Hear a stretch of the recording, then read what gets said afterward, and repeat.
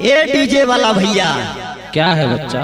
बोलो। एक मेरा गाना बजा दीजिए ना। कौन सा गाना बजा दे बच्चा? तो सुनिए।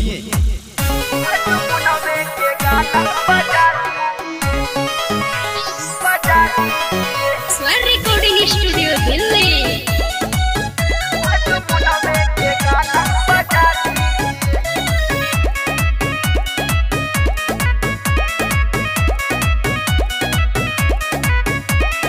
DJ Parveen, DJ Akash, DJ Aditya, Vicky Vikas. DJ Parveen, DJ Akash, DJ Aditya, Vicky Vikas. तने हमारो तो सरदा पूरा दीजिए। ये डीजे संतोष भैया, क्या है? केवल एक ही चुआ सब करे फरमाइश। आज मुनवे के गाना बजा दीजिए, हम करेंगे डांस, फुल होगा रोमांस। आज मुनवे के गाना बजा दीजिए।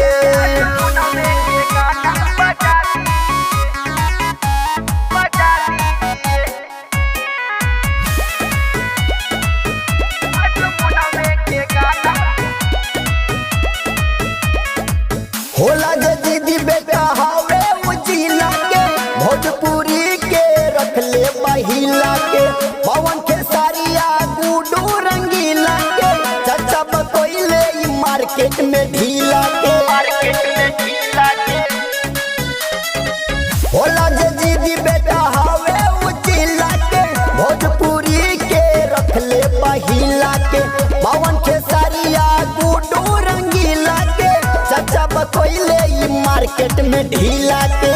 दोनों डीजे का वॉल्यूम बढ़ा दीजिए। ये डीजे कन्हैया भैया, क्या है? बोलो।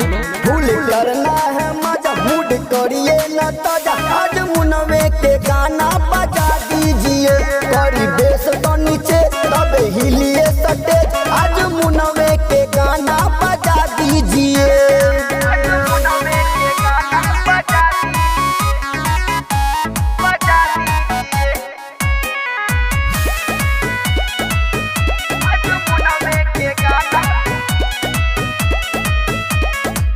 ऐसन बजावा गाना हिल जाए टोली, चाचा मार्केट में केहू न बोली। बाजी न अब यहाँ लहंगा चोली, होई बवाल भले चल जाए गोली।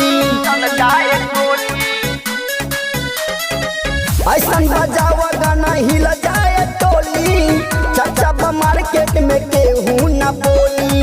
बाजी न अब यहाँ लहंगा चोली, होई बवाल भले चल जाए गोली। एक पैक दो पैक भी चढ़ा लीजिए।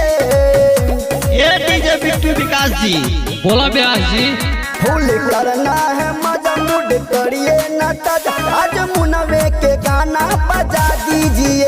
करी बेस कनी तेज तब हिलिए सटेज। आज मुनवे के गाना बजा दीजिए।